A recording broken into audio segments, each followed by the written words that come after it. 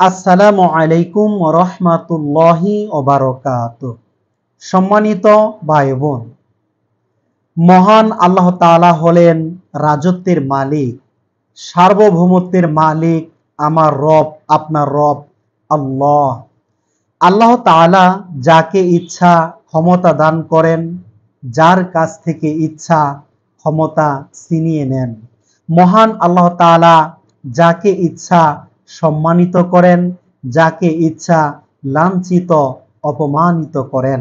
মহান আল্লাহ তাআলা সর্ববিষয়ে সর্বশক্তিমান।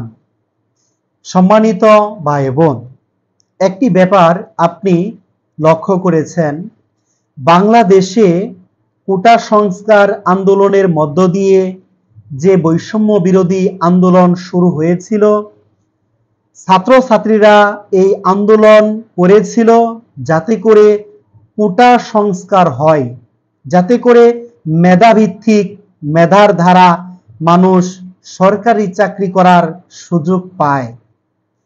আল্লাহ তাআলার পরিকল্পনা মানুষের পরিকল্পনার চাইতে উত্তম। নিশ্চয়ই আল্লাহ তাআলার পরিকল্পনাই হলো উত্তম পরিকল্পনা। দেখুন, ছাত্রছাত্রীরা সরকারি চাকরি করার জন্য, কোটা সংস্কার করার জন্য আন্দোলন করেছিল যাতে করে তারা সরকারি চাকরি পায়। আল্লাহ তাআলার পরিকল্পনা দেখুন, যারা আন্দোলন করেছিল, প্রধান সমন্বয়ক যারা ছিলেন, তাদের মধ্যে আজ দুজন বাংলাদেশের উপদেষ্টা।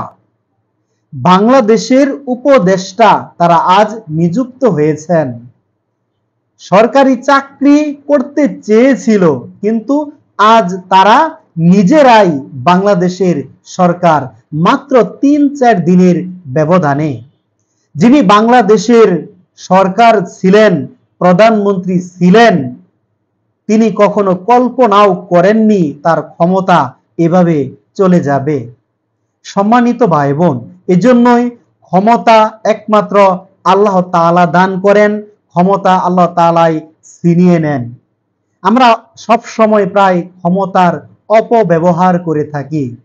সম্মানিত ভাই বোন, আসুন এই সম্পর্কে মহান আল্লাহ তাআলা কুরআনুল কারীমে কি বলেছেন আমরা একটু জেনে আসি।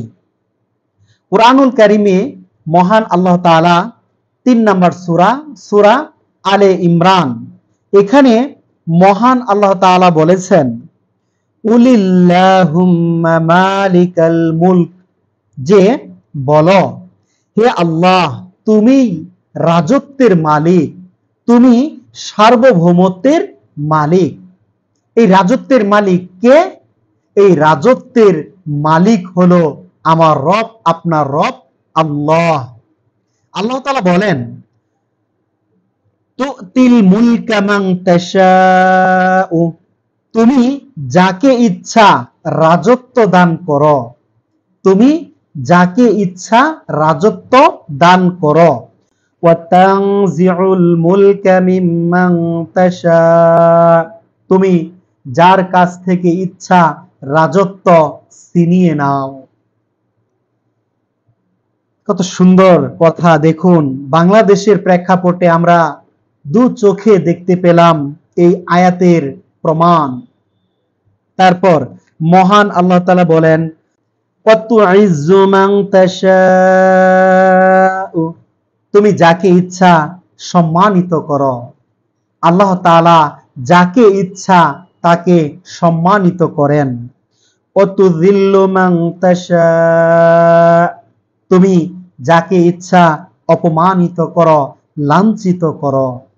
বিয়াদিকাল খায়র, তোমার হাতেই একমাত্র কল্যাণ, যাবতীয় কল্যাণ তোমার হাতে। ইন্নাকা, নিশ্চয়ই তুমি, আলা কুল্লি শাইইন কদির, নিশ্চয়ই তুমি সর্ব বিষয়ে সর্বশক্তিমান, সবকিছুর মালিক তুমি, ক্ষমতা একমাত্র তোমার, রাজত্ব একমাত্র তোমার। সম্মানিত ভাই বোন, দেখুন, বাংলাদেশের প্রেক্ষিতেই আমরা এই আয়াতের জলজ্যান্ত প্রমাণ আমরা দু চোখে দেখলাম। দু চোখে দেখলাম একজন সরকার কিভাবে সরকারের পতন হলো, কিভাবে অপমানিত হয়ে লাঞ্ছিত হয়ে তিনি দেশ ত্যাগ করলেন, এবং আরেক দল মানুষকে মহান আল্লাহ তাআলা কিভাবে সম্মানিত করলেন। এই জন্য সম্মান দেওয়ার মালিক আল্লাহ, অপমান করার মালিক হচ্ছেন আল্লাহ।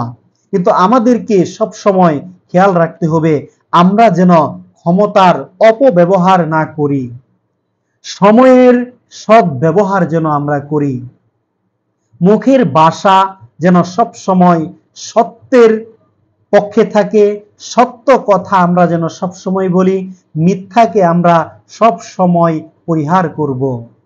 গীবত করব না, পরনিন্দা করব না, চগলখড়ি করব না, হিংসা করব না, প্রতিহিংসা করব না, মানুষকে নিয়ে গীবত করব না, মানুষকে ঠকানোর চেষ্টা করব না।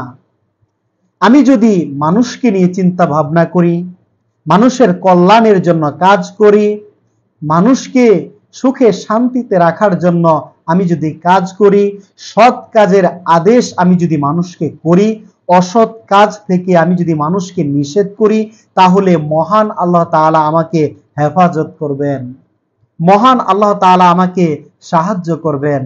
আর আমি যদি ক্ষমতার অপব্যবহার করি, সীমা লঙ্ঘন করি, অহংকারী হয়ে উঠি, মানুষকে যদি মানুষ মনে না করি, তাহলে এক সময় আমি অপমানিত হব, অপদস্থ হব।